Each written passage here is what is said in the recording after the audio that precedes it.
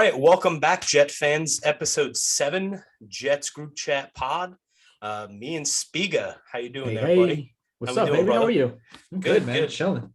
Yeah, we're it's gonna be me and Spiga flying solo tonight. All these other fucking guys are too busy with life. Softball. Who cares about softball? Softball season. Listen, I got my athletic fix in. I just whooped my 6-year-old son's ass in mini golf, so I'm happy. We're good. Fixing today. When do you when does what's the age for when you lose your desire for old man softball? Or is this when it starts? Like, you probably don't lose it from here, right? I feel like you don't lose. It all depends on your situation. You know, like Dennis ain't got no kids. Doesn't have a girlfriend, so it's like I can go do whatever. Bandoni does. Bandoni does, yeah. Yeah. The thing is, those guys have been playing old man softball since they were 18, though. Usually you don't start till now. Those guys have been playing for 12 or 14 years now. But it's probably never gonna it's only gonna grow from here. I feel like we might never get these guys again. We might not. Might just be me. You be the fucking Kardos and Spiga show the rest of the way. I know it could be like Craig. Cheers to you. What do you got? What do we got? Oh, I switched it up because Publix said buy one get one. Okay. Michelob Ultra, baby. They're pretty good. Oh, fuck with There's a little spicy pineapple, 0 calories, 80 calories, 0 carbs. Wait, spicy pineapple, Mick Ultra? Yeah, it's actually they're spiked seltzers. Oh, wasn't aware that was a thing. Yeah, so ever since the White Claws went on the scene, the 20-year-old college girls loving it. Corona's got one, Bud Light's got one. Oh yeah, everyone's got it. Yeah, I got them. I got them all here in my beer fridge. What do we got? We got this Truly. We got Trulies, yeah. But I've gotten off the kick. Some kind of Truly. I got White Claw in here. There's High Noons. And this isn't a plug because I want them to sponsor me. I like the High Noons. They're my favorites. Yeah, I think I'm gonna put in one more attempt with High Noon. And if they're not going to fork over those dollars, I might have to move on to the next best thing. I'll still drink it, but I might not drink it. We're up to 260 Twitter followers now, so the following's there. We're a monster deal at this point. It's all we need is to get Elon Musk to give us the white check mark, and we're good to go. Yeah, I'm rolling with Peroni right out of the kegerator tonight. That is aggressive, and I respect it. We're getting fancy. We are. Yeah. Well, I know. Hey, man, we were talking about kickers before the pod, so yeah. I mean, it's one of those days. Yeah, I gotta, shit's aggressive when you bring a pitcher to the pod. So, cheers, brother. The dog days this summer. Cheers, bro. All right, yeah, I think we all need a drink though. It feels like the mass hysteria among the fan base with this schedule drop is a little much for me, if I'm being honest. I know. What's the deal? Because this is my biggest thing. We're going to go through the schedule. That's pretty much the premise of this episode is Spiga and I are going to go game by game. We're not going to spend more than 2 or 3 minutes on each game and kind of give our predictions as we go. But we've known for months now who the Jets, we've known since the week this season ended, who the Jets were going to play in 2022. And everybody was enthusiastic about where the Jets were going. Even before free agency, even before the draft, Joe Douglas knows what he's doing. He's got the draft capital. He's got money to spend. And so he spent his money wisely, spent it on some good players, Whitehead and Tomlinson and the tight ends, and goes into the draft, has arguably one of the best drafts in history if everybody pans out. Definitely the best of the best in franchise history. Mm-hmm. If everybody pans out, even if half the guys pan out, if you hit 2 or 3 guys, but you come away with Garrett Wilson, Sauce Gardner, Breece Hall, Jermaine Johnson, Ruckert, and all these other guys. So you have a home run draft, you have a home run in free agency, and everybody's optimistic. The Jets should be competitive. The tide is turning. Joe Douglas knows what he's doing. The Jets are going to be a team to be reckoned with. And so that was the theme though, those couple weeks since the draft happened. I haven't heard so much universal praise for the Jets among national media since they went to the back-to-back championship games in 2010. So exactly. It's been a good 12 years since anybody had a nice word to say about the Jets. And so that was pretty wild. And then it's mostly, I feel among the fan base. This schedule drops, what was it, last Thursday? Yeah. Yeah, last Thursday. And now it's like, oh man, we're gonna start like 0-9, 0-10. Like the Jets would be lucky if they win 5 games. That could be. Like I'm not arguing that that's not the case, but like, why did you think they were going to win more than 5 games I'll be honest. before the schedule dropped? I know. I'll be honest. I fell into that trap too. I was one of those ones in the chat talking shit about the schedule. It's a tough schedule. We knew the opponents. We knew the opponents for a long time. No, we knew the opponents for a long time. You either were going to play a rough stretch where they play the AFC North, so that you knew it was going to be a rough year. You knew the strength of schedule, you knew everything. To me, the only thing that sticks out is they were done no favors in the travel department. I think there's only 1 or 2 instances all year where they play a back-to-back at all. And I think that's late in the season. At home, you mean? Yeah. I mean, like, I remember a couple of years, it's like 3 games at home, or you have like a away game stretch. They kind of link it together. I mean, here it's home, away, home, away, home, home, away. And in the one instance, we're going to get into it, but the one back-to-back home is Sunday and then Thursday night. Yeah. so that's what got me. You're one of your few home and homes is 3 days apart. You're playing Sunday afternoon and then you're coming right back Thursday night. That's actually right before Christmas. Yeah, the 22nd. Is that Detroit and Jacksonville? Is that who that is? Yeah, I mean, two super winnable games, but not when you add in like the intangibles of like that travel. You know what I mean? Sure. Well, actually, no, they're not traveling. That's home. Sure. So, which isn't too bad, but they got dealt a good hand by it not being, Broncos, Patriots, or like Bills, anybody. Right. So not too bad, but in the same sense, it's like it's away, home, away, home, away, bye, away, home, away, home, home, home, away, away. Like it's like the end of the schedule is real rough in terms of like the travel. And then the beginning of the schedule is just murderer's row of what you can do. But after I sat down, after you digested it, and now we'll talk about it in a couple minutes here, it's really not as bad as you think of. They have like 2 stretches where it's rough, but like, you look at the beginning, Ravens, you're having 4 months to prep for Lamar Jackson. Figure it out. And if you're going to do it, you got to do it. Then, Browns, probably not going to have Deshaun Watson. So it's either going to be Baker or whoever. Bengals, you won last year, but they're probably going to beat the shit out of us. Right. Steelers, who's playing quarterback? It's like it's not bad, but it is bad. it's a rough stretch. I think like the initial reaction is just like that.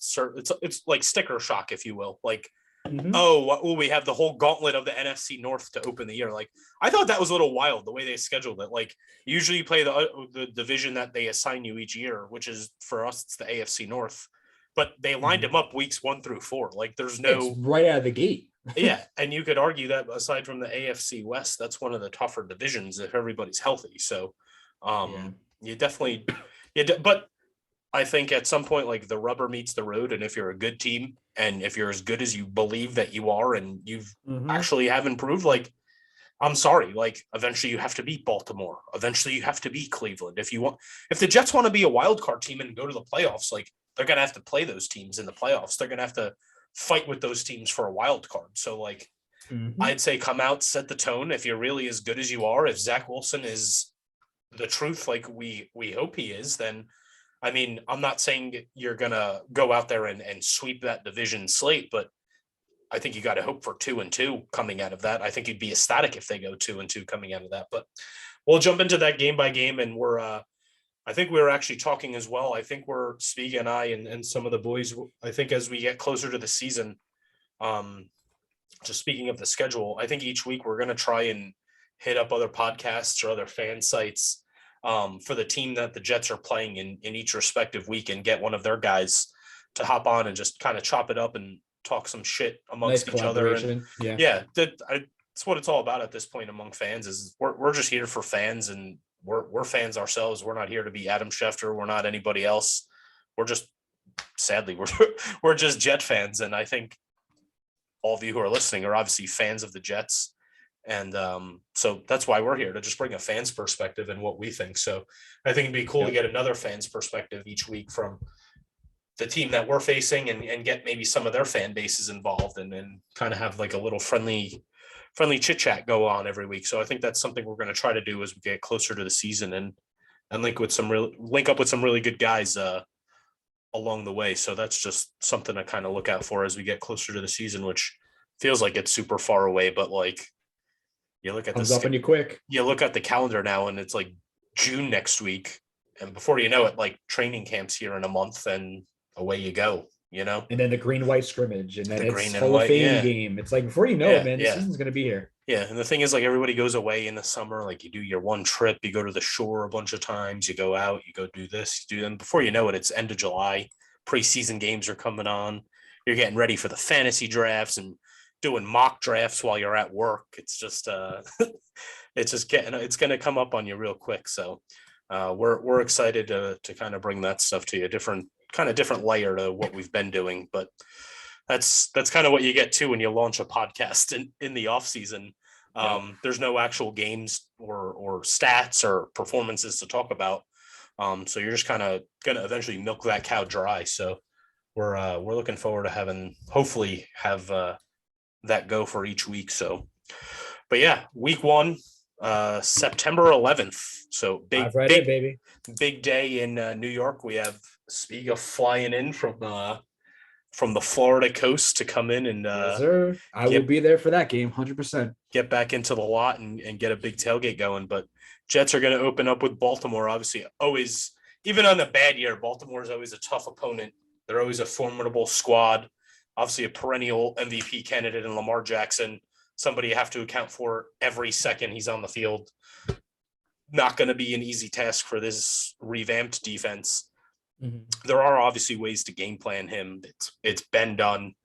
Injured last year, a lot of health issues. I think the goal is to kind of maybe get him out of the pocket and make him uncomfortable and kind of, hope he has some of his miscues trying to scramble out of the pocket. But they're always tough defense too. So you worry about that secondary, good linebacking core, good pass rush. Good well-coached team too.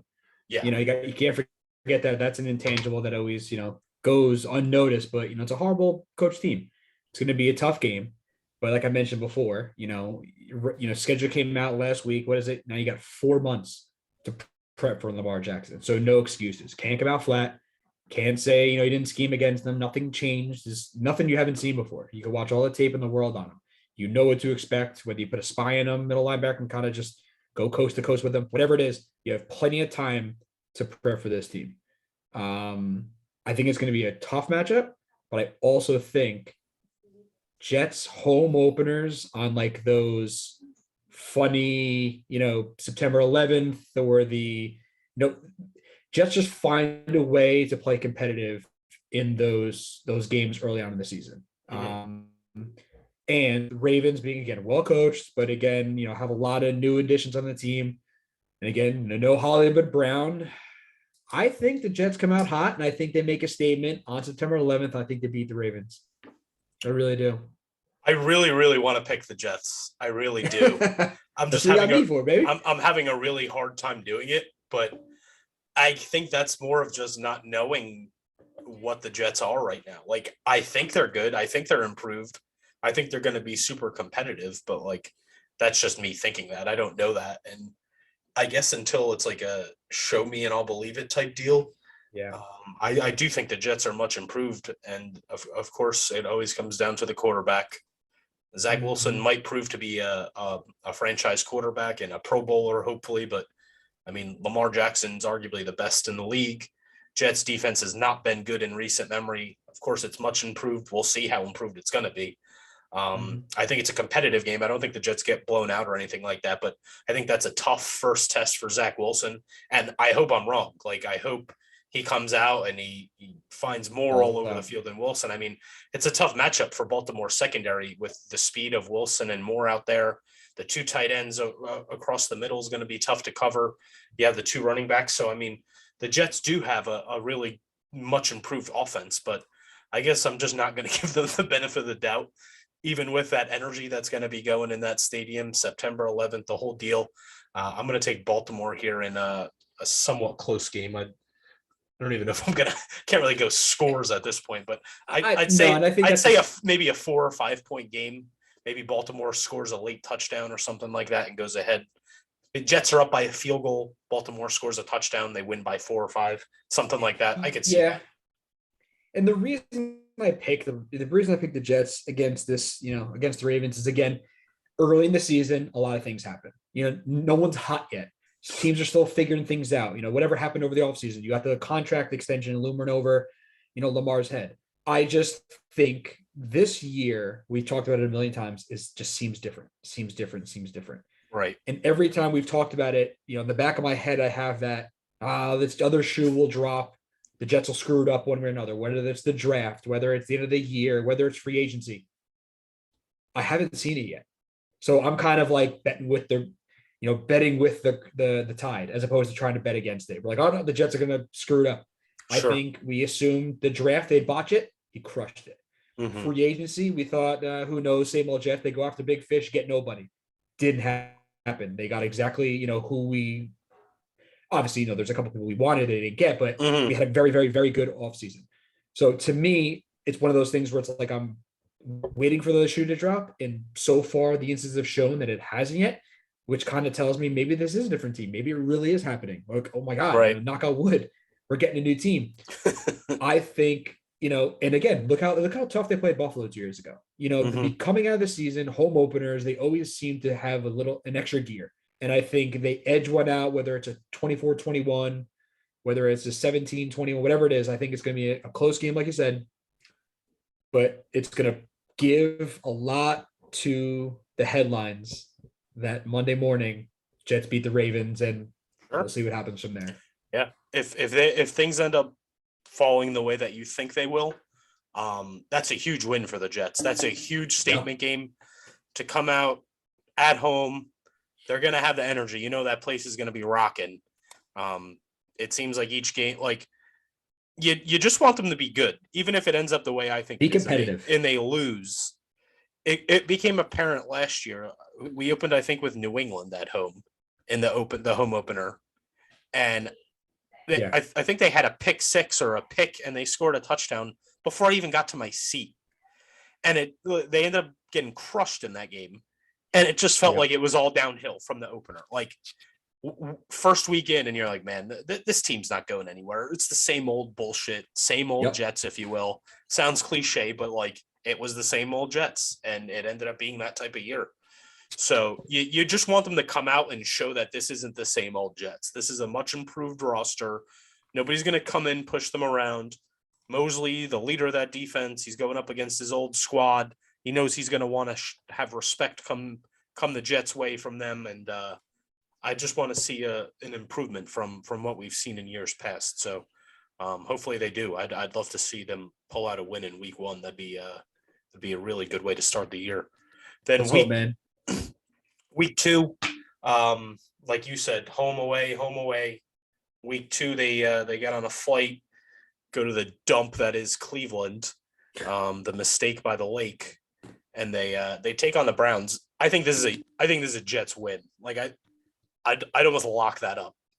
And I know who's playing quarterback. I don't see any way Deshaun Watson's playing that game.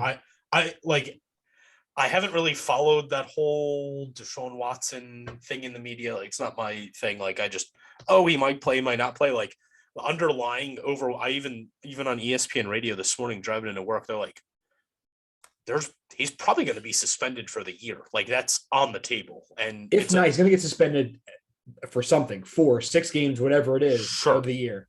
Suspended. There's a strong likelihood he's not playing week 2.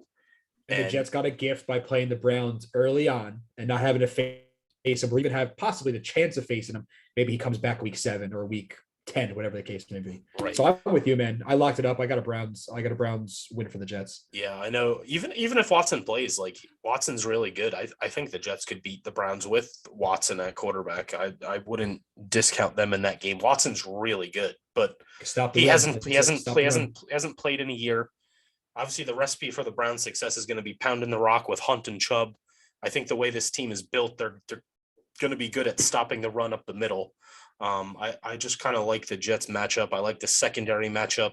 There's not really like a game-breaking receiver there. I know they have Amari Cooper now, but like not really shaking him. We Like also shoot, have Sauce Gardner.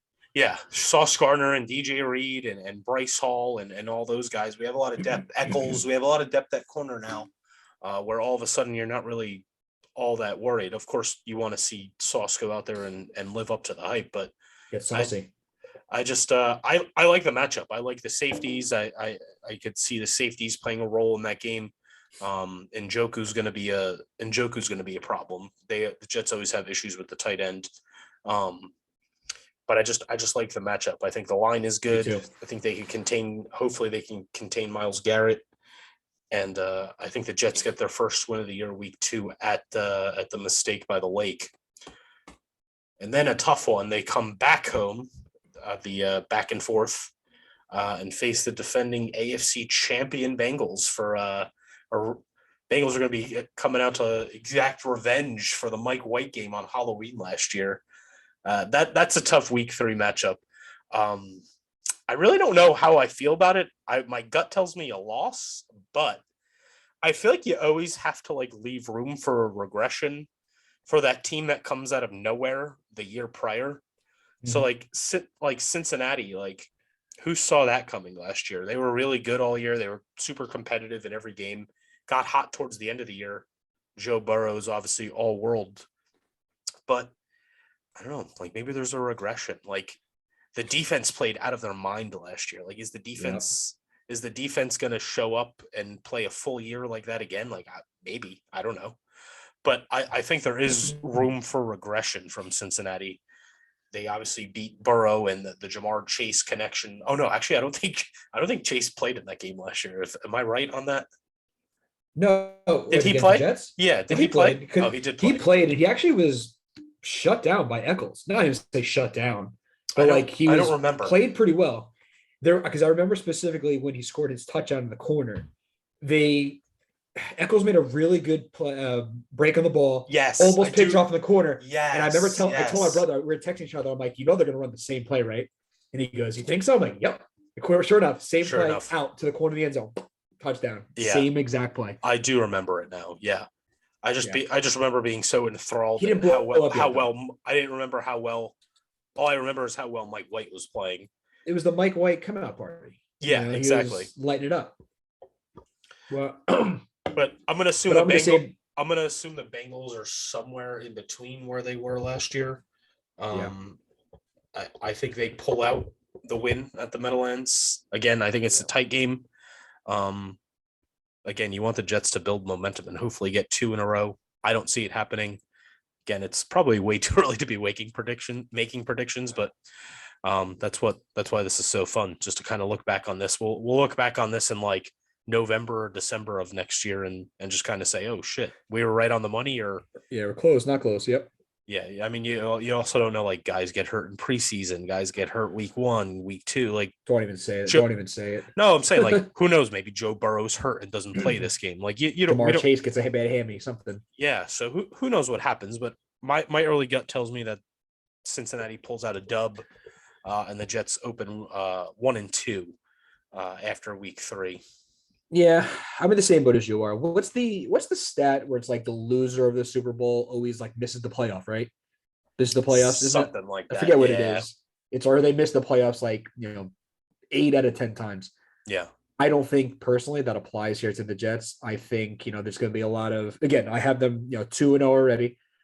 I think it's going to be people are going to be talking redemption. Jets beat the Bengals last year. This. I think this is one of the games where I don't want to say nothing seems to be working. I think I just see this game being a mini bit like a 21-10 game.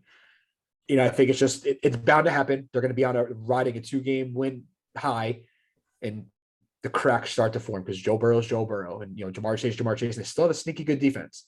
A lot of weird storylines with this game because the Jets are trying to emulate what the Bengals did last year, and you got Uzman now playing for the Jets and young quarterbacks, all this stuff. And I think it's just one of those games where I don't say distractions, but it's an ugly game. Mm-hmm. Bengals win 24-10, 24-7, something like that. And Jets open up 2-1 and cracks start to show a little bit. Okay. Week 4, They roll into October with a date with the Steelers along the Allegheny in Pittsburgh. I think this is a Jets win. You don't know who the quarterback is. It's either Trubisky or it's Pickett, whoever it's going to be. I don't trust either one of them. I think that it's a bad matchup for whoever's playing quarterback there.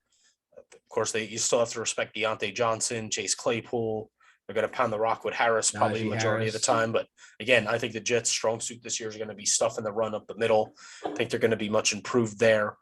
I'm not too nervous about the run game this year for for some odd reason. I feel really good about stopping the run. And obviously that's what Pittsburgh's probably going to want to do a lot this year, given what that's been their game plan, even with Ben there. I mean, Ben didn't have the arm the last couple of years to kind of get the ball downfield anymore. And the recipe for them is going to be pound the rock. Defense, I don't like their defense at all. Steelers, you don't like their defense? I don't love it. I don't. DJ Watt? Watt? Minka Fitzpatrick? The safety, like, I don't know. I don't like their defense. It's fine. I think it's exploitable for sure. I've got my Jets going to Jet game here. Jets lose an under. I guarantee I'll call it right now. Whatever the line is, it's going to be an under game. See, I think this is like the Zach Wilson coming out 7 ball game. I think like Zach Wilson goes for like that's next week. I think Zach Wilson goes for like 350 and 3 touchdowns. I think they go all over the place on this game. I just see the narrative coming back. They lose back to back, and this is a game they should have won. And they make mistakes, a couple fumbles, a fumble or pick in the red zone, something stupid, which inevitably happens for a young team. I have my narrative is they can't win back to backs. They keep going win loss. I got them at 2-2 now if it follows my track here. But I think just a veteran defense. A veteran defense. I think Mike Tomlin, just phenomenal coach. I think it's going to come down to maybe who has the ball last. I think Trubisky's probably going to play. It's not going to be Kenny Pickett yet. And again, they're just going to pound the rock. And I think this is just going to be one of those games where the matchup is 100% the Jets' favor, and they just don't win it for whatever reason. Mm-hmm. Drop balls, stupid fumbles, stupid penalties. Somebody gets hurt in the middle of the first quarter, first possession, something stupid. But this is one of those classic Jet games where nothing goes their way, where everybody was pretty much locked it up and everyone bet the farm the Jets are going to cover and money line, and they lose. Yeah. So I got to go in 2-2. I have them 2-2 after this game as well, just different outcomes, but both have them 2-2 after week 4. So week 5, they come back home. Zach Wilson coming out party, baby. There it Miami. This game is going to have a shit ton of attention, mostly because of the whole Tyreek Hill thing went down in the offseason. The two fan bases, like, we're both on Twitter, we're both on Instagram, and like the bad blood and like the venom between these two fan bases right now is as high as it's been in a really long time. Mm-hmm. Like talking shit to each other. And granted, like the Jets have been bad for a while, but like the Dolphins haven't won a playoff game in like 22 years. They're not that much better. They got not that much room to talk, especially with Tua as your fucking. It's cool. Like you have Tyreek Hill, but like let's just go to that Instagram reel. Might as well have me throw into him. Yeah, like Tua can't get the ball downfield. This is what we talked about in that Tyreek Hill fucking episode. Like when it came down to him having to make the call, like I get going to live in Miami, no income tax, the whole deal. Like Miami or fucking East Rutherford, I'm going Miami every day. But every time, yep. If you're coming down to football aspects of this whole thing, like, do you want Zach Wilson who could throw the ball 50 yards on a dime? Or do you want to like fair catch every ball that Tua throws 35 yard? Like, I don't know. I just don't like Tua. I don't trust Tua. Either. And I think it comes down to the quarterback. I think Miami's good otherwise. Like if Miami had Deshaun Watson, like Miami's probably a Super Bowl team. But because they don't have the quarterback, I just don't like Miami at all. I don't trust him, and maybe I'm proven wrong. I know he was hyped up coming out of college, and the injury played a huge role in him really not fulfilling what they thought he might be. Arm strength was never there, though. His arm strength was never there. And I think early in the season, it's going to show cracks. Everyone, obviously is like, oh, Tyreek Hill, going to pick him second round in fantasy. And I think for the first quarter of the season, he's going to suck. But I think eventually they'll figure it out, because if you look at look at Mahomes. He did every touchdown that Tyreek Hill had. All the majority of his yards weren't just bombs. They found a way to get him underneath, throw him a 10-yard slant, and let Tyreek just go. So I think after a while they'll figure it out, and they'll make it work. He'll get his numbers. It'll start to click, after a while. But I think in the beginning of the season, Tyreek's going to want to go, and it's just not going to be there. I think the Dolphins are going to start the season shitty, and I think they split the Dolphins. But I think here early on in the season, week 5, the Jets get their dub. I think Zach Wilson comes out 300 yards, 3 touchdowns. I think Brees Hall probably has a $150 and a touchdown. I just see this being a pretty substantial stat padding game for the Jets, which is something you probably have never heard somebody say about the Jets in a long time. But I think this is a game, again, especially with the bad blood with the Dolphins. It's a home game. First one back from the Bengals. I think this is going to be one of those games. They come out, they show out. Elijah Moore has a big game. Garrett Wilson has a big game. Sauce maybe gets a pick or two. I think this is a nice little panning win for the Jets. See, I don't really know how to peg this game because when the Jets play the Dolphins, I always account for a split. Like I just always assume Me too. it, and it always seems like the Jets win in Miami and the Dolphins win here, and it pisses me the fuck off Why can't because it be flipped? I hate when it's MetLife 3/4 full of Dolphins fans and they walk out of there like it's a home game. They're in the parking lot. They're taking up all the park.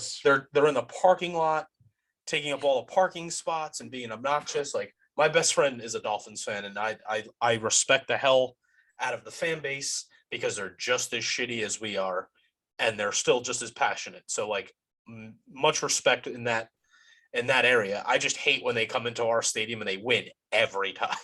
It feels like we never beat them at home anymore, and it feels like we always pull out some crazy wins in Miami. I don't want that to be this year. I really don't know how I feel one way or the other about this game. My gut tells me it's probably a loss, but I really don't know. It's going to be a good first test. Well, not really a first test because you have third test or fourth test. No, Deontay Johnson, and you have Amari Cooper and who the hell's Baltimore's number 1 at this point? Not Bateman, is it? Mark Andrews. Well, yeah, Rashad Bateman. I'm just talking to receiver. Like, it's going to be a good test for Sauce and this new secondary, because the speed of Tyreek and Waddle combined. Like, Bengals will be their first test, though. It's T. Higgins and Jamar Chase. I mean, that's going to be the first big one. But in terms of like a solid, middle of the ground test, especially in your division, we're going to see a lot of each other for the next couple of years. Yeah, is the first one, and it's going to be a good test. And we're both right; they're going to split. We just have flip flopped. Yeah, so I'm just for the sake of splitting and the way history has gone recently, I'm going to give the win to the Dolphins here, and put the Jets at 2-3, and then week 6, October the 16th. I'm actually flying into the frozen tundra. I'm going to this game. I'll be in Green Bay week 6 for Jets at Lambeau. Another tough road game early on. Obviously, you have Aaron Rodgers. I don't know who he's throwing the ball to, but you have Aaron Rodgers. You have a defense he'll make it work. You have a defense who lost some big pieces. You obviously still have Aaron Jones in that running game.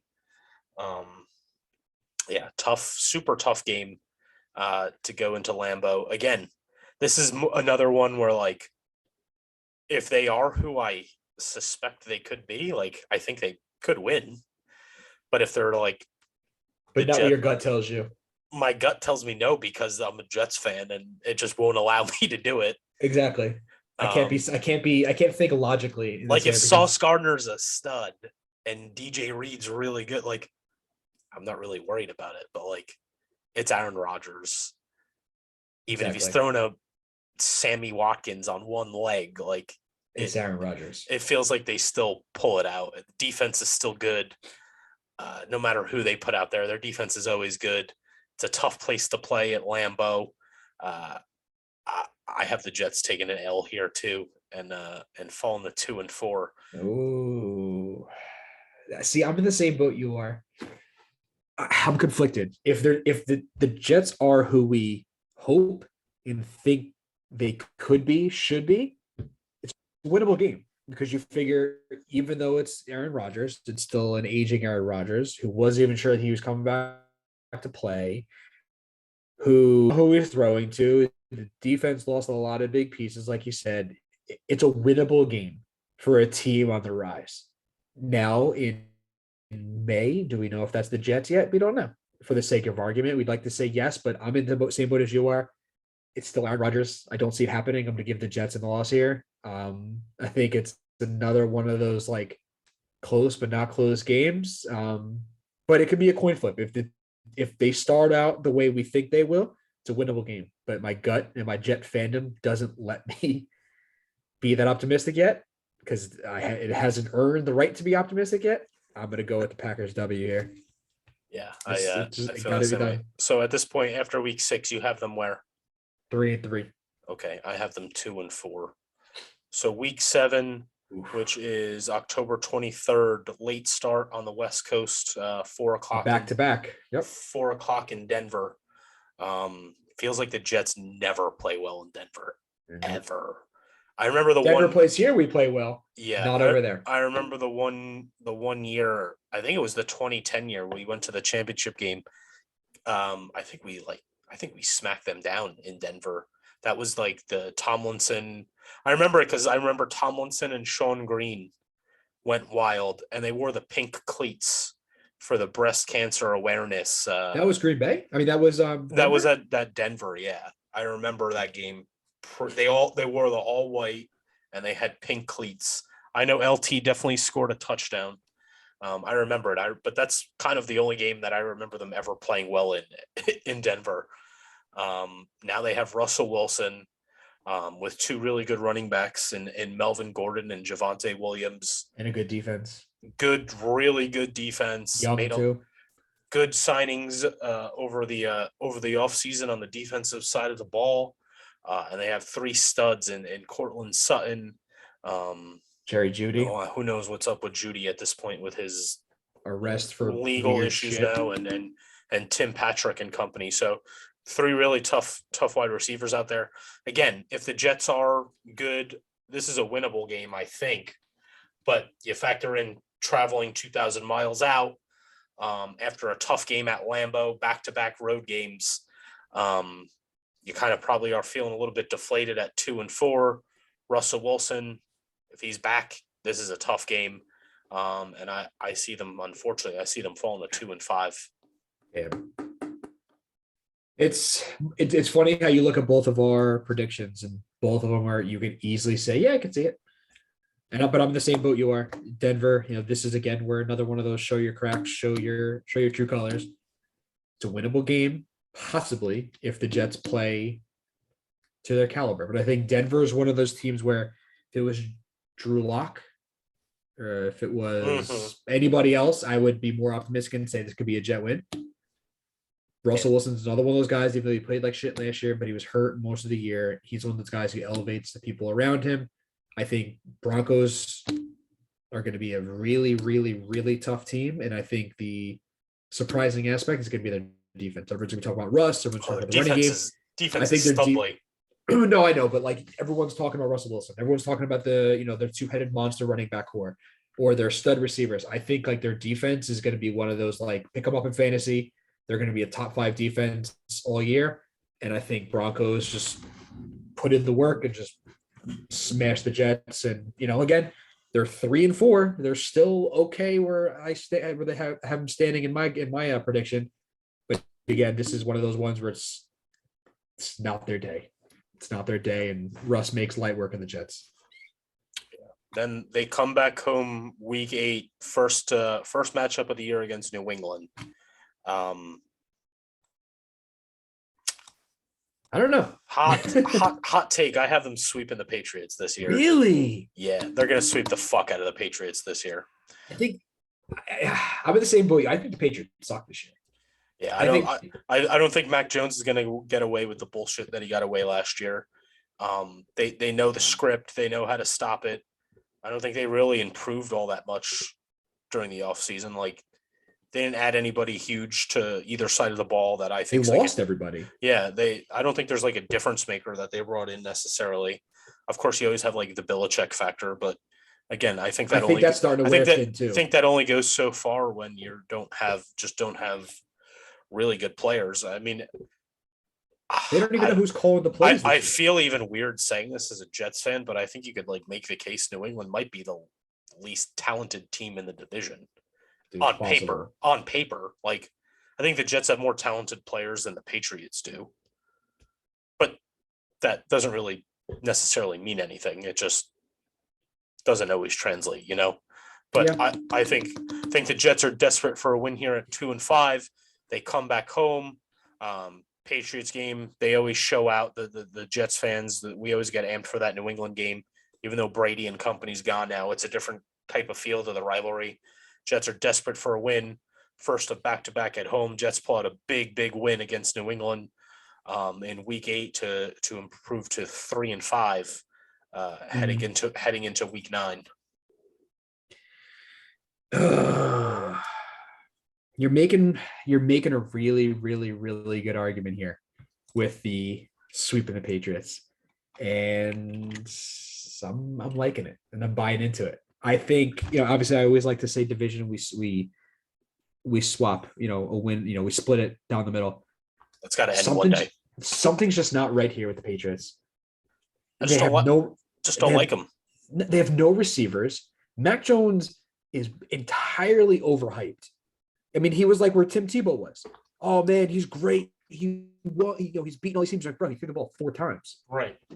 Tim Tebow beat the Steelers in the playoff and not game. one of them went further than not one of them went further than like 7 yards. One of them, it was a 6-yard pass that Demaryius Thomas was a bubble screen. 80 yards. I think this is one of those years where Mac Jones takes a entirely huge step back. I think I don't know that he necessarily took a step forward. He was hyped. I made the Pro Bowl. People loved him. He was fine. People blew him for whatever reason. I don't like Mac Jones. I like him in that offense. I don't like that team around him, to be honest with you. I think they will be good in time. They need another 2 years to kind of get back to where they need to be with some playmakers.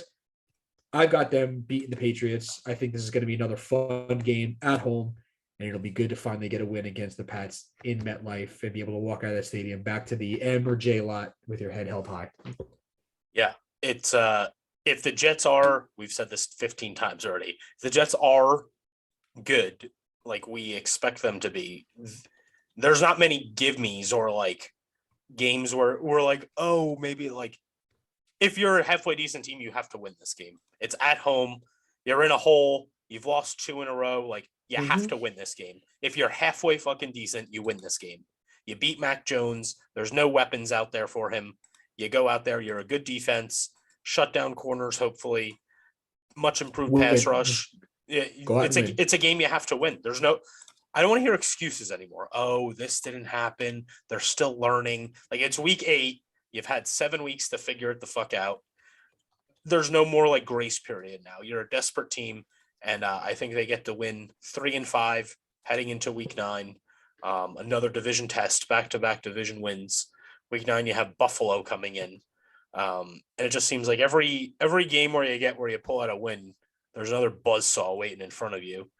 Obviously, Buffalo, class of the division, arguably the best team in the AFC. Josh Allen and company, and I think they're even better than they were last year. I think Buffalo is the best team in the NFL. I think they're just stacked with weapons. They added to the running game. They drafted Dalvin Cook's brother, who I think is going to be a bruiser for them. They improved their special teams. They added the punt god. You swapped Cole Beasley out and added Jamison Crowder. That team is just a powerhouse. Coming into MetLife, it seems like in recent history they always win here. And I don't necessarily see that changing. No. I think Buffalo gets a win here. I think my estimation that puts the Jets at 3-6 after week 9 for me. I've got them at 4-5, losing to the Bills, and I think Bills sweep the Jets this year, just like we sweep the Pats. I think the Bills come in, handle business. I think this is, I don't say finally a year because the AFC is going to be murderer's row to get out of there with all the quarterbacks, but Bills are the most complete team. Josh Allen, arguably probably one of the best, if not, I don't want to say most seasoned because he's still relatively young, but those big moments never seem too big for him. I mean that playoff game last year, like they were there, man. Like they they They were lost. there. I won't say that. I won't say they lost because of the coin toss, because again, still just play defense, and I hate the new rule. But again, it's the new rule that they made for the Bills. The Bills are going to go back to the AFC Championship game. They're probably going to go to the Super Bowl. They might win it. I don't know. Tom Brady back to back, or no, it's win loss, whatever his last couple Super Bowls. So I think Bucks, hot take of the century, are going to win the Super Bowl this year, but that's neither here nor there. We'll talk about that in another pod. I think the Bills are going to be right there, and I think they definitely make light work of us in Week 9, probably again in Week 14. But I think the Bills always beat the shit out of the Jets at home, and I hate it. That's what you're talking about the Patriots, with exception to that opener 2 years ago, that Mosley game. Like they had the lead at the half going into the third quarter. Mosley got hurt, but wasn't that? No, that wasn't. That was Josh Allen's second year, right? That wasn't his rookie year, right? No, that was his. Was his third? No, second. No, second.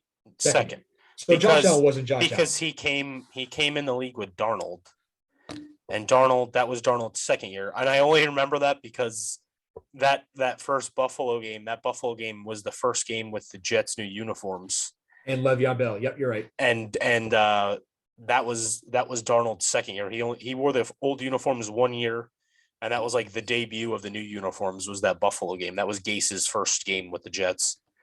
Well fought game, but yeah, they were there, man. I mean, they had that game pretty much won, though. Like we talked about before we came on the air, but I remember Vedvik, the fucking kicker that they signed, on or claimed off waivers during training camp. I think he missed an extra point and a chip shot field goal, like a 30-yarder, and they ended up losing by 3 or 4, something like that. Like it was a close game. They should have won, especially going into halftime. They had the lead, I think, going into the fourth quarter, and they ended up losing by 3 or 4, but they left a couple kicks out on the field. Was that also the game where Chris Herndon caught that pass and ran like 40 yards and got tackled at the 1 yard line as time expired going into half? Maybe. Because I feel like there was another, that was one of those games where it's like, if I'm being completely truthful with you, I don't remember a single. I don't know. Well, yeah, I was, but I don't remember a single Chris Herndon play as a Jet. No, I remember one because I remember early on in his career, I just remember this one play because I remember looking at my brother while we were at the game. I believe you. Being like, sure you don't stretch your arm, but it might have been another game. But it was one where it's like you could have, because we always talk about when you're up on these good teams, put your foot on their throat and hammer it home. And that was one where they were up by like 3 and they could have went up by 10 if Herndon would have like stretched in to the end zone and didn't. And then like, of course, after halftime, Jets don't make halftime adjustments. Bills came roaring back. And it was like a more of a back and forth game, but it might not have been that game, but I remember that at some point, but we're getting off topic. Fuck you, Chris Herndon. We won't miss it. That's for sure. Nope.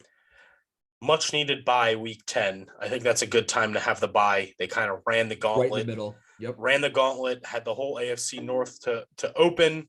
A bunch of tough teams like Denver and Green Bay and Buffalo after that. So I have them 3-6 going into the bye. You have them 4-5 going into the bye, if I'm not mistaken. Is that right? Yep. Correct. So you have them 4-5. I have them 3-6 going into the bye. I have this now as the turning point of the season for them. This is where like I don't get all the doom and gloom because I think this is where all the winnable games now come in. They come out of the bye week 11. They go up to Foxborough, play New England. I kind of alluded to it earlier. I have the Jets sweeping New England this year. It's probably fucking ballsy of me to think that's ever the case, but just for the sake of improvement, and I think that I just think the Jets are a more talented team than New England. I don't know if they're better coached than New England is, but I just think at some point talent outweighs everything, and I don't think New England has a lot of it. So I think the Jets win out of the bye. I think they go to 4-6, and they're on their way maybe to kind of getting righting the ship, if you will, and kind of being competitive this second half of the year. You know what's crazy? Patriots have a week 10 bye too. Do they really? So they're both coming out of the bye. Belichick doesn't fuck around out of the bye. Me either. You just see that. Just now I'm playing smart. That just fucked me up. I don't care, man. It doesn't care. I don't, but they shouldn't. But I think this is another one of those games because they're still a relatively young team. If the rest of the season goes the way I think it is, they're not getting 10 wins. They're not getting that high. I don't want to, overextend myself. Oh, I'm not trying to. No, I'm but I'm trying to looking get them here. to somewhere near 500 if possible. Like, But I mean, I've got them having 4 wins already, and you still haven't even gotten to the Dolphins again, Seahawks, Jaguars, Lions, Bears. mm, I'm going to call it a split because that's kind of, what tends to happen. If they played anybody else week 10 and they went into the Jets game again, I probably would have said, let's go with the Jets. But like you said, Bill Belichick is still Bill Belichick, even though that's starting to wear thin. This is at Foxborough. He don't fuck around when it starts getting cold. I think that's another 21, 23, 24 game. mm-hmm. Patriots win, edge it out barely. Not saying there's any mistakes. Patriots just are playing well this game, especially out of the bye. Bill Belichick always, I think it wasn't his stat like out of the bye. He's only lost like 4 games or something stupid. I don't know what it is definitively, but I know it's something absurd. It's some stupid where he never lost in the last like decade out of the bye. I would absolutely believe whatever you told me. I would believe it. I know he doesn't lose a lot out of the bye. That's for sure.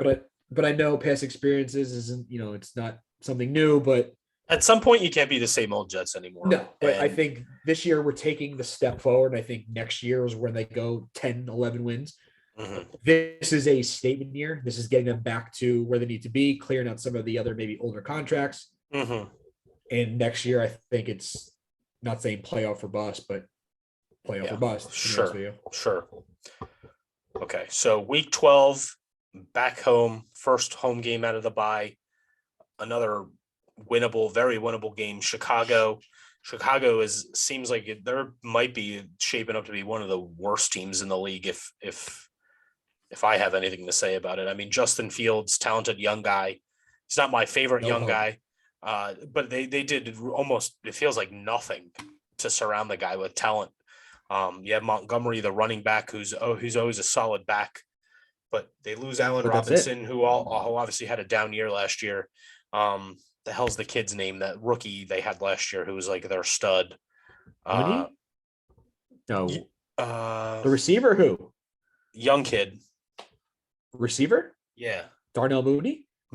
Yeah. They have Mooney. He's good, but he's not a one. Yeah, he's good. I'm just saying that's all he has. Yeah. He has Mooney. He's got the Sam Darnold treatment, man. He got no correct. Help. They really did nothing to surround him with talent this offseason. Obviously, the defense has gotten a little bit older. Khalil Mack is now gone. He's over in LA. Their best pass rushing asset.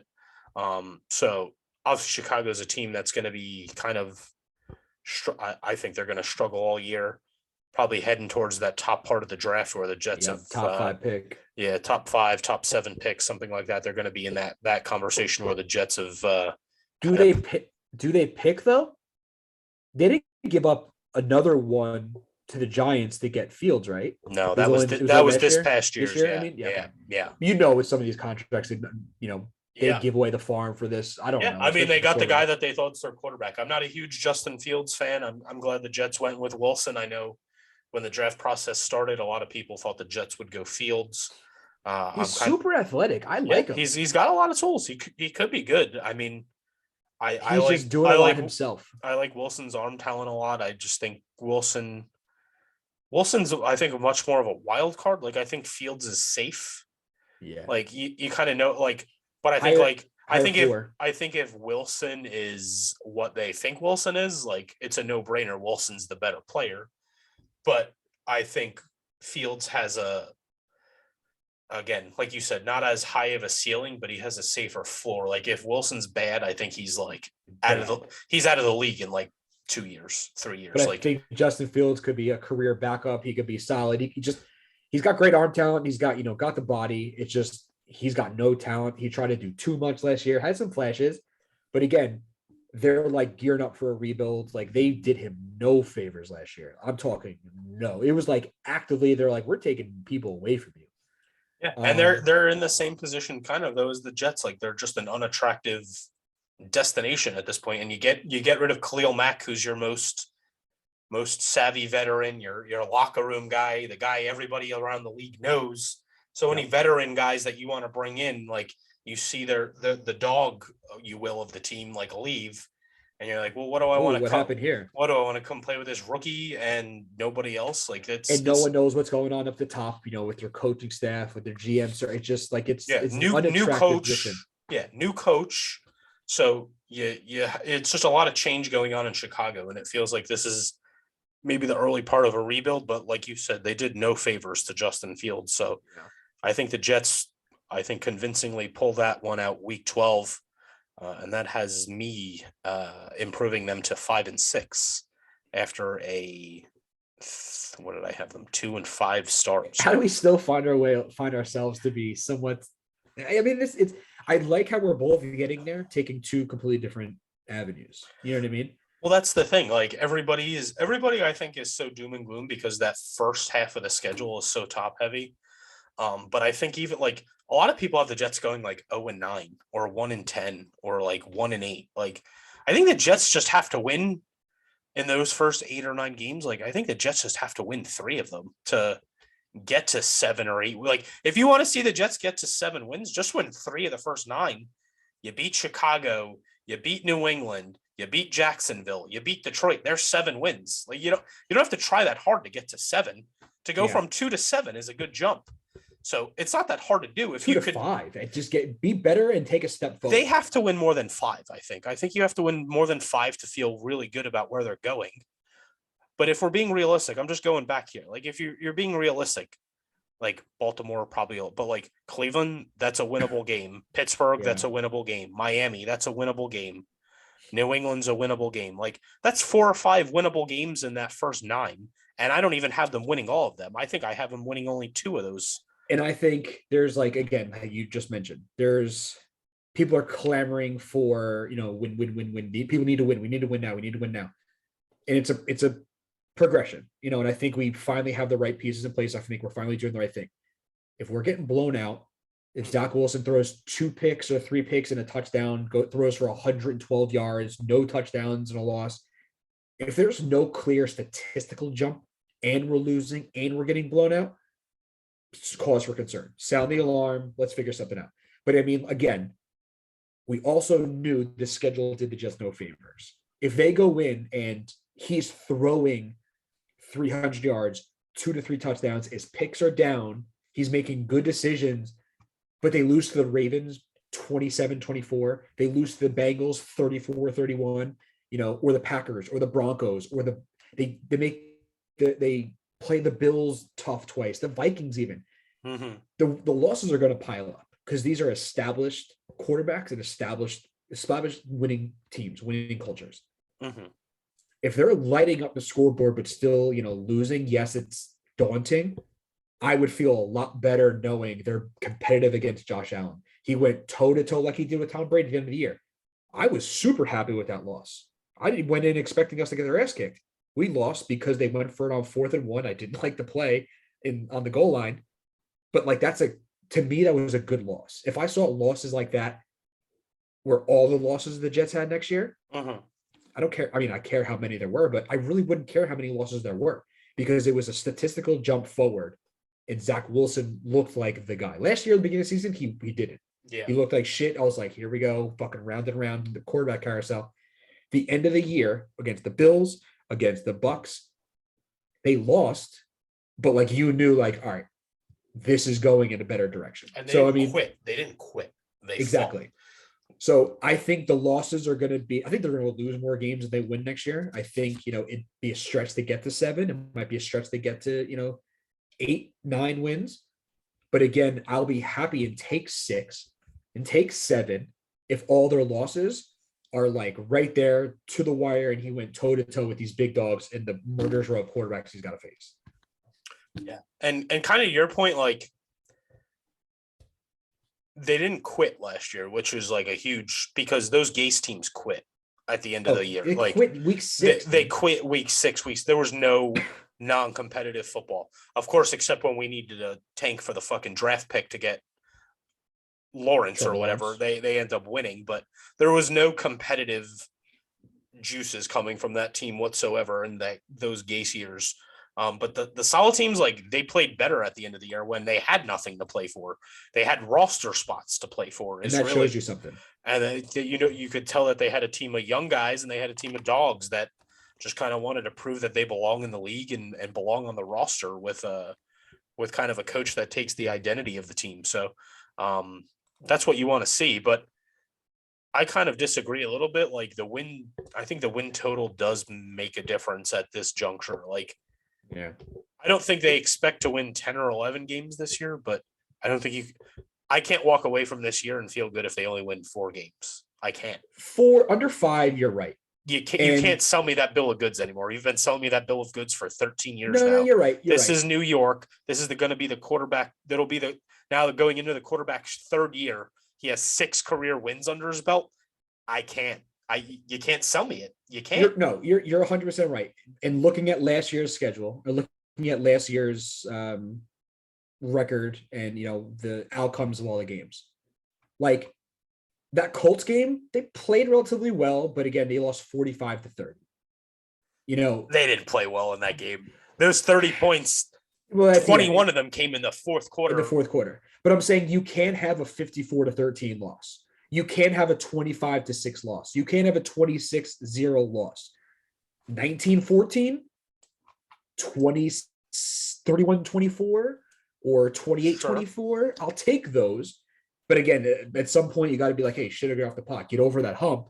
But, I'll easily take a 28-24 loss to the Bucks as opposed to a 54-13 loss to the Patriots. Yeah, for sure. You know what I mean? Like, but I always go back to Bill Parcells, my favorite quote maybe ever. You are what your record says you are. Like, it's true, it is. If you're a 4-win team, you're a 4-win team. You're picking at the top of the draft. You're a bad fucking football team. You're not as good as you thought you were. Yet you find ways to win when you're a good team. You find ways to lose when you're not a good team. And you lose those 19-14 games. Like, yeah, cool. Jets played better. We're good. We're gonna figure out eventually. But like, you're just still a bad football team in the immediate. Like, doesn't mean you're good. So those are games you start to win when you're good, and you hope that the Jets are good. Like if the Jets were a good team, they would have beat the Falcons last year.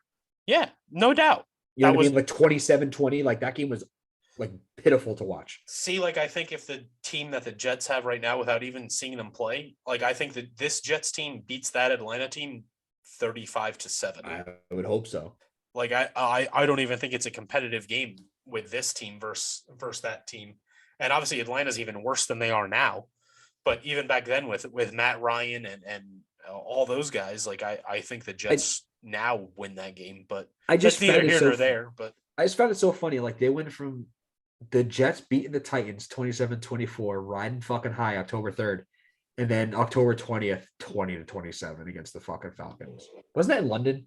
Yeah, it was in London. That game was, and I woke up early for that. That was like the biggest. I got to ruin my day before it even started. I was so angry. Let's get off of that because I'm gonna be pissed. All right, let's go back. Where are we? Week 13, right? I've got Jets right now. 1, 2, 3, 4, 5. 1, 2, 3, 4, 5. Yeah, 5 and 6. 5 and 6 for both of us. Yeah, heading into week 13. Yeah, I have them 5 and 6 heading into week 13. See, this is a swing game for me. If the Jets are really good, I think they win this game. I don't know what they are. The Dome is no, they don't play in that Dome anymore. No, they're playing at Minnesota. At Minnesota, yeah. And I don't know, man. I think Minnesota's better this year. I think Kirk Cousins has a good year. Justin Jefferson, Dalvin Cook, good defense. I think this is a tough one to pull out. Especially, I think they want to get to 3 in a row for me. I think they may kind of look ahead a little bit, and I think they drop this one for me. I have this putting them at 5 and 7. Tough road game. Again, another home away type deal. Tough team. I think Minnesota's a borderline playoff team, if not definitive playoff team. They're going to be in the mix with Green Bay in that division. I think Minnesota pulls that one out and kind of deflates that jet balloon a little bit. And they could have got to 500 here for me. I have them dropping it to go to 5 and 7. Same thing. I think the Vikings are a good team, but I think they're a better team than they were last year. For sure. Like I said, great defense, Justin Jefferson, Adam Thielen, Dalvin Cook. It's just it's a tough team. And again, it's one of those. And it's at Minnesota, so it's not outside. It's in the dome. Everybody's gonna be playing faster. I think there's just too many weapons on the Viking side, and I think with the new coach, new philosophy, new everything. I think it'll be another hard fought game, but I think Vikings edge this one out. I think this one might be like maybe a 10-point game, a 10-point loss, but Vikings are a good team. I think they'll go to the playoffs, especially in a depleted NFC. But I got the same thing. Him dropping another game, going 2 games under 500 against the Vikings. Heading into the Bills, which is not a pretty sight. Yeah, I think we both have the Jets getting swept by Buffalo this year. But yeah. I think Buffalo is going to sweep the division, if I'm being quite honest. They're the clear class of the division. Maybe they drop one to Miami by some happenstance. It seems like Miami always gets some weird win against Buffalo once a year, but I think they probably go 5-1 or 6-0 against the AFC East. I think they sweep the Jets. Back-to-back road games for the Jets, coming off a tough loss to Minnesota, staying on the road to go to Buffalo. There's no way they're winning that game. I think that's the lock of the year in terms of losses. I don't think there's any way the Jets win on the road in Buffalo. At Buffalo? Oh, my God. Yeah, no. Yeah, there's no chance, especially, God, what is this? It's what we got? December 11th. Yeah, it's going to be freezing cold as shit.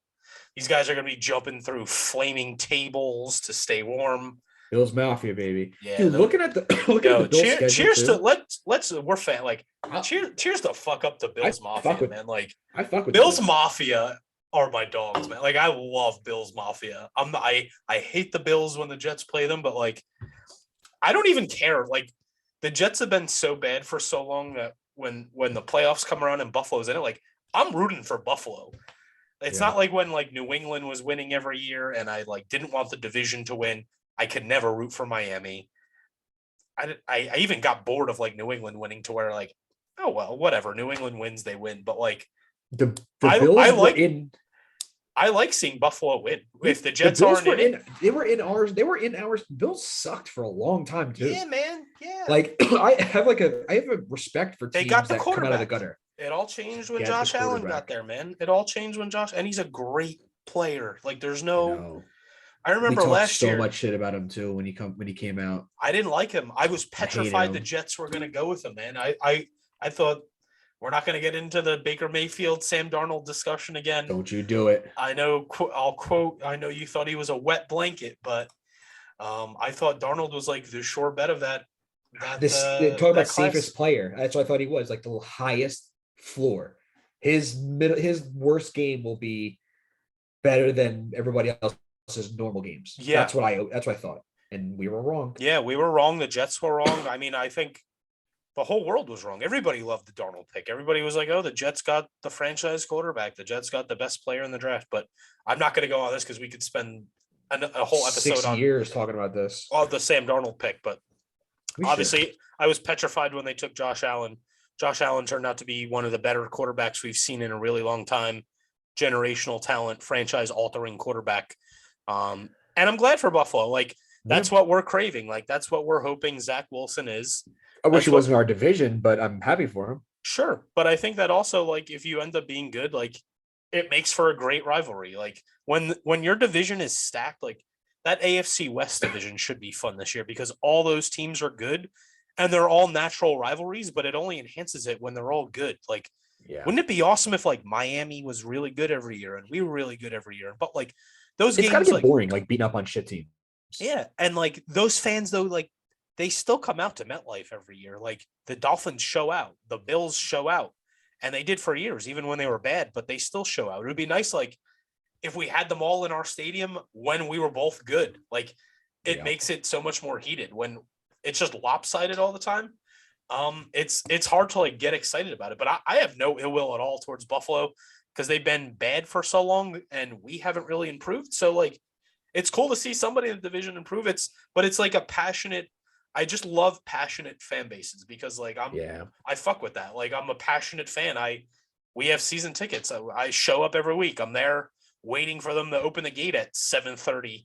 I'm in line to park my car and start the grill, and I spend thousands of dollars every year on tickets and merch, and I get every new jersey of every new player, and I'm I'm doing all the stuff that passionate fans do. And that's one thing I got. And again, I know it's not for every fan in the fan bases, but that's one thing I kind of like about like the Jet fan base and like their interactions with others. You know, because you look at like the NFC East. Like I've seen grown men like pour beer on children at Giants Eagles games. Yeah. Or at like, Cowboys Eagles games. But like I remember countless times we'd be, in the tailgate, and like you said, bright and early, we're the second car in the lot. And of course, like a family or a group of, kids or guys, rolls up next to us all in Tom Brady jerseys. And like, again, you start off with the boo, you suck. Mm-hmm. And then they turn around and look, and then you laugh and like, hey, man, do you want a beer? And they're like, yeah, well, like, it's like, and it's not saying because like we know we're bad, but it's one of those things where it's like, listen, man, it's like, we're here to have fun. We're here to get fucked up. We're here to like enjoy football. Like what the Jets do, what the Patriots do, is it going to ruin my life? Yeah, well, like my Sunday be shit, but like, I'm not going to lose sleep if like the Jets lost a close game. You know what I mean? Like, and other fans, at least not right now. So since you've gotten so used to like erase everything we've said for the last, I don't know, I think we've probably been on here for over an hour at least, but like erase everything we've said. Say going into week 15, the Jets are like, I don't know, 8-3 or 9-2 or 9-3. Like if the Jets lose to Buffalo when they're 11-2, it's gonna ruin your Sunday. It would, ruin my Sunday though. But again, like I'll still walk out of MetLife Stadium, and if a Bills group invited me and my brother over while we're walking back to the car, we're like, hey, have a beer with us, or like, let's wait out traffic. I'm like, oh man, it was good. Like I can like enjoy the company of other fans, kind of like what you just said. I love it. Where other fan bases are like fucking weird when it's like you own the team. It's like, relax, like calm down. Who cares? Yeah, I've had a lot of good interaction with other fan bases that have come. Packers fans are great. I know I'm going to Lambeau, and a lot of my immediate family are Packer fans. So they're going to kind of give me the lay of the land, I hope. But I've watched videos and I've read things that like Packer fans are super embracing of like the opposing team. It's that Midwest, baby. You could walk Steelers are too. Like I've like I had a bad experience. Not when they come to when they've come to MetLife. I had a bad experience in Pittsburgh. Oh, I'm not going. I actually almost got beat up by Pouncey. Jesus Christ. I went with the Jason World when Jason Worlds was there. Jason Worlds, friend of the pod. Jason Friend Worlds, of us. Partner at Ramblers. Yeah, Jay Worlds hooked me up with tickets in the family section for my birthday, the 2010 year. When we were good, we ended up going back there a couple of weeks later to play them in the championship game. But it was December, snowing, freezing. I went out there with Joey Mick and my cousin T-Fed, T-Feds, P-Feds' brother from WV. And we went out there and they seated us in the family section. And at the time, Pouncey's obviously the center of the Steelers. And everybody, like, I'm quiet. I'm like bundled up. I'm freezing. Everybody's got their terrible towels as kickoff's going on. And Brad Smith runs the opening kickoff back like 102 yards. And everybody sits down. You could hear a pin drop. And I get up. I'm half drunk. I tailgated with a bunch of cool Steelers fans, but they were cool. But I'm like, where's those fucking terrible towels now? Where's those towels now? I'm yelling shit. And then it was like a back and forth game the whole time. And the Jets ended up pulling it out in the fourth. I'll never forget, like, Sanchez hit him with a dirty bootleg. He went one way. Oh, I do remember that. He bootlegged out to the left side and had a clear path in. That was the game-winning touchdown. And walking at, like, Pouncey's brother, who ended up playing for the Dolphins the next year, he was still at Florida. He was also the center. He ended up being the center for the Dolphins. He was sitting right in front of me. He had a grill in his mouth. He turned around and he was like trying to fight me. he was going fucked up too. Yeah, he was going crazy. It's like one of my most vivid it's the only road game I've ever been to in my life. Obviously, I'm only like, I don't know, 23 at the time, so I'm super obnoxious. I don't give a fuck that other people are yelling at me. Not what we are now. Yeah, I'm not going into Lambeau acting like that. That's for sure. But just young 23-year-old going nuts. But in the parking lot, people wanted to kill me. Like I had to like put my jacket inside out so nobody could see the Jets. Like people wanted to kill me.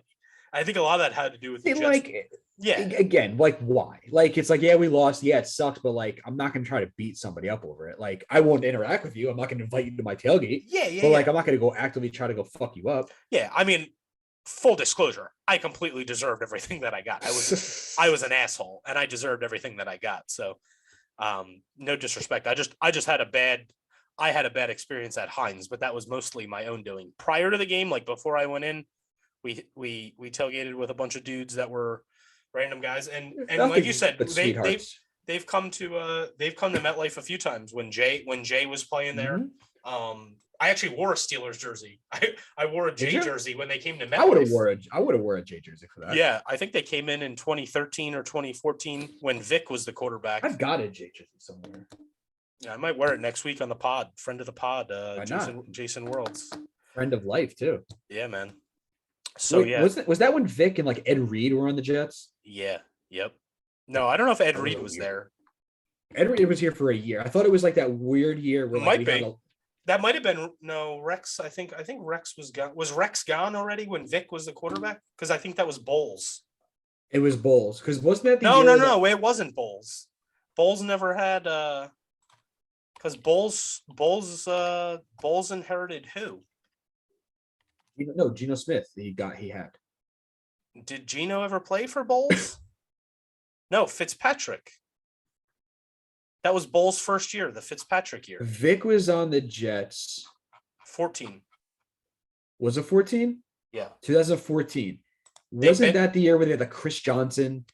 They had like a weird. Hold on. Chris Johnson and Chris Ivory. 2014 Jets. Who is that? Who looks this up? 2014 Jets roster. Well, this was the year before. Yes. So this was the year they just signed Eric Decker. Yes. And they didn't have like a huge, like, he was like their big ticket signing. Yes. Percy Harvin was on the team. Yes. They traded for him late in the year. Mm-hmm. That was the Vic year. Yep. Jason Morrow. Tommy Bohannon. Willie Colon was still there. Quentin Coples was there. Demario Davis was still in the Jets. Yeah, he was Ledger Doozable. IK Punch. What's his face in the face? Konutapi or whatever the hell his name is. I could have swore Ed Reed was on this team. I think he was much earlier. Was he? I think that might have been like 2012. I could be wrong. It was still definitely when Rex was there because that's why he signed there. But I don't think it was that late in the Rex era because that was Rex's last year. And then I think Bowles got the job in 15. And I think they brought Fitzpatrick in. Yeah. And then that's when he started in 2015. And that's when they blew up and had a really good year. Right. And then they brought Fitzpatrick back in 16. He kind of flamed out. And then 17 was Josh McCown. Yeah. So Ed Reed was 18 was Darnold. Ed Reed was on the Jets for 2013. 13. Okay. So that was the year before. I would 1000% buy an Ed Reed Jet jersey. Or might have to log on eBay when I log off here and find one for you. Remember when Ronnie Lott was on the Jets for like 5 minutes? Yeah, led the league in interceptions. Yeah, one of my best friends, Tim, the guy that I tailgate with, he sits in front of me. He has a Ronnie Lott Jets jersey. That's like I want that. That's his most worn Jets jersey is the Ronnie Lott Jets jersey. Mine is definitely my Winker bet, but 1000% I need to find an Ed Reed Jets jersey. I'm gonna go on the prowl for it. 22, baby. If I find it, Christmas present for you, Spiga. Flow. Oh, and then you can give it to me at Dolphins, January 7th. There you go. We'll talk about that in a second. Let's get back on track here. Yeah. So I have them. I don't even remember where the hell I have them. Bills wiping the floor with the Jets. So you have them where now after week 14? 1, 2, 3, 4, 5. 1, 2, 3, 4, 5, 6, 7, 8. 5 and 8. 5 and 8. So I have them at. I think I also have them at 5 and 8. I think same thing. Yeah. Yeah. Because they could have got to 6 and 6 at Minnesota. They went to 6 and. No, I have them at 6. I gave them the win at New England. You gave them a loss. Oh, that's right. That's right. That's right. And then we both gave them win at So Chicago. yeah, so they could Lost have. Vikings, Bills. Yeah, so 5 and 6, 6 and 7, 6 and 8, 8, 16, 15. No, it doesn't make sense. You should have 1, 2, 3, 4, 5. You should have 6 and 1, 2, 3, 4, 5, 6, 7, 6 and 7. 6. Uh, no, I think How, I should. I think I how should have many them. Peronis did you have? I think I should. Jesus Christ. I think I have them 5 and 7. Yeah, they could have got to 6 and 6 at Minnesota. I think. I don't know. What do you have them at? I have them with again, win against the Bears, loss against the Vikings and the Bills. Mm-hmm. And I got them at 1, 2, 3, 4, 5 wins. 1, 2, 3, 4, 5, 6, 7, 8 losses. 5 and 8. So if you swap, so I have them at 6 6 and 7. Okay, so Correct. 6 and 7 after week 14 for me. God damn it. Then this is their second of the back-to-back home games. Week 15, December 18th, Detroit comes into MetLife. Again, I don't think Detroit's very good. They'll be better than they were last year, but I don't like Jared Goff. Swift's a nice running back. They obviously drafted Jamison Williams, Hutchinson, those guys. Much improved team. I just don't Improved team. I don't think they're good. And it's a game again. If you're good, if you're a decent team, it's a game you win. And Yeah, if you're who they think they are, you should win this game. But I wouldn't sleep on the Lions like it's the same old Lions. I think Dan Campbell's got them fired up and playing kind of like a Robert Saleh has the Jets playing. I think they're on the trajectory up. I think this is another one of those weird wild card games where the Lions late in the season don't have many wins. mm-hmm. Play rough. I think they're going to play this. This is going to be a tough game, but again, Lions usually play indoors. This is an outside game in December, but I think this is closer than most people think. I think the Jets still come out with the W here, but I wouldn't push this as a pushover game. Yeah, I think the Jets win here. Like you said, it'll be a competitive game somewhat, but I think it's a game they have to pull out. Yep. Moving right along, because this is a shit deck of cards where you go for Sunday and then right into Thursday. At least it's 2 home games. You don't have to worry about travel. But the weekend of Christmas, or kicking off the weekend of Christmas, you've got Jacksonville Jaguars stomping into town, which is another second year of the Wilson Lawrence show. And I've got, plain and simple, I think the Jags are another rework team. I think Doug Peterson's going to have them playing well. I think it's going to be a new team. This isn't, Urban Meyer's Jacksonville Jaguars. They've got a lot of good pieces. I still wouldn't have given what's his face, Christian Kirk, $700 million, but yeah, that's neither here nor there. I think this is another well-fought game, Thursday night, Amazon Prime game. Oof. But I think shout out Kay Adams. I love her. I hope she is doing Amazon stuff because I need to subscribe to whatever she's got.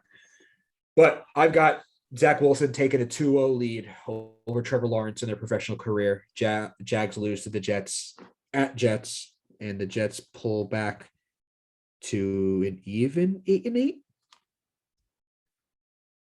Yep. After week 17. After week 16. Yeah. So I think I have the win too, and I think that also puts me at 8-8, right? I think so. Maybe. Yeah. I can't remember that getting off topic, going through the Jets quarterback history completely. My bad. I'm going to go back now for the sake of not knowing where I am. Here, while you do that, I'll tee up the next game. Yeah. Week 17, we both have the Jaguars as a win for the Jets. We headed into week 17. Now you're playing New Year's Day, 4:00. Hopefully everybody is well rested, sleeping off that hangover, and you're up, maybe waking up around noon, getting ready for the Seahawks game. And a lot behind this game. Obviously you have the Joe Douglas fleecing of the Seahawks for Jamal Adams. Jamal Adams still on the Seahawks. Hopefully he's not hurt, or hopefully he's not, holding out for whatever reason. But Jets traveling east to west to Seattle on New Year's Day. It's going to be a tough game. Hopefully Sauce can contain DK. Who's playing quarterback for the Seahawks? We don't know. Is it Geno? Is it Drew Lock? Their defense is pretty dismantled. I think this is another one of those games where Pete Carroll's coaching for his life. I think they're still a pretty hard fought game, but I think the Jets go back to back to back and get another W. West Coast, Seattle. I think it's a low scoring game, but I think the Jets pull it out, lean on the run game. Brees Hall's 2 touchdowns, and Jets 9-8 now, right? 9-8 after a win against the Seahawks. Yeah, I had the Jets. Jacksonville gave them 7 wins for me. So I have them winning this game, at Seattle, to go to 8-8, and they'll be at 500 going into the Dolphin game for me, Week 18 at Miami. Chance to have a winning season, and for me, this is where the Jets, they're split. They're winning in Miami, winning season, 9-8. Boom, fucking lock it up.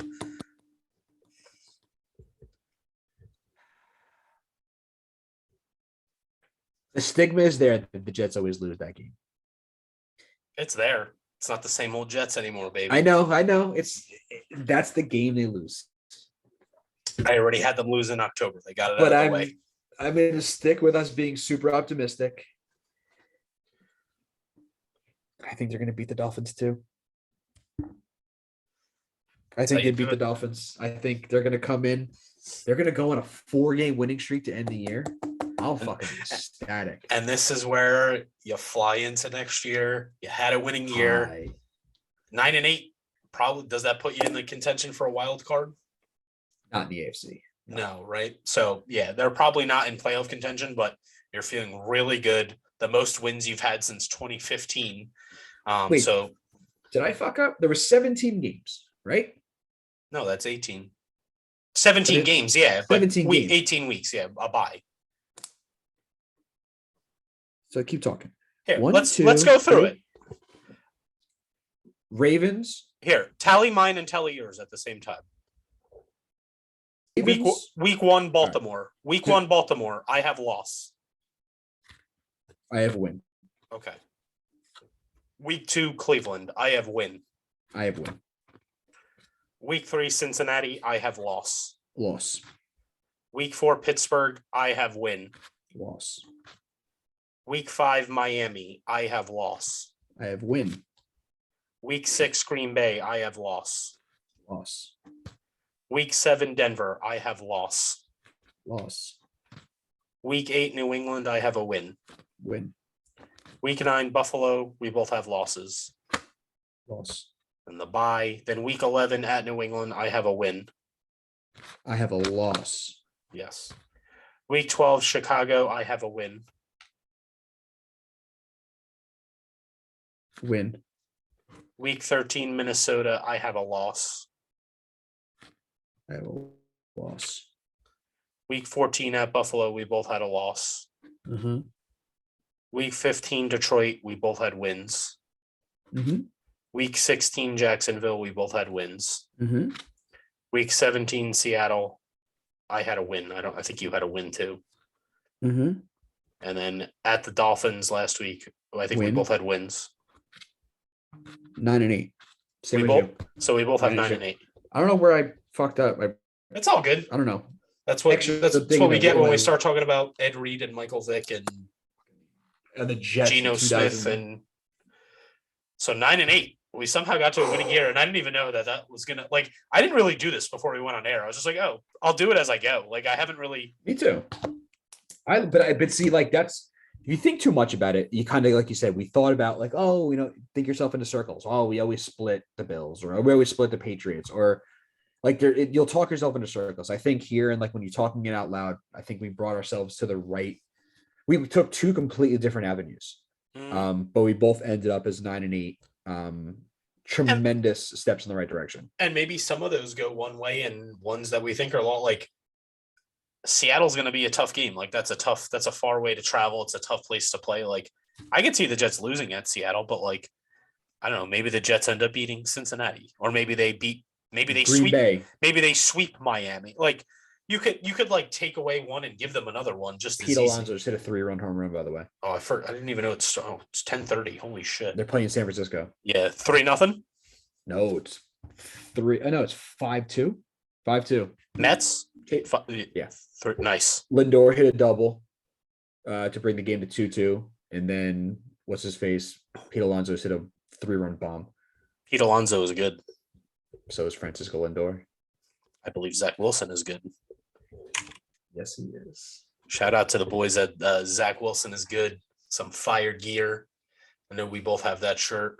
Yes, I think we do. they just broadened their line a little bit. I think they have a bunch of cool stuff you could pick up. Is good outfitters or something like that. I think they're calling It's pretty them. dope. Yeah, so cool stuff there. But yeah, so we somehow both have the Jets going to 9-8. That would be ecstatic. I'd sign up right now. I'd pay double my season tickets if you could tell me that was a guarantee. I'd pay a lot of money for that to happen. So I'd be very happy with 9-8. I think the whole Jets fan base would be happy 9-8 going into a huge year. The following year, like to Zach Wilson, second year win 9 games, the most of Jets quarterbacks won since Fitzpatrick. Yes, probably since Fitzpatrick. I think he won 10, right? That 2015 year.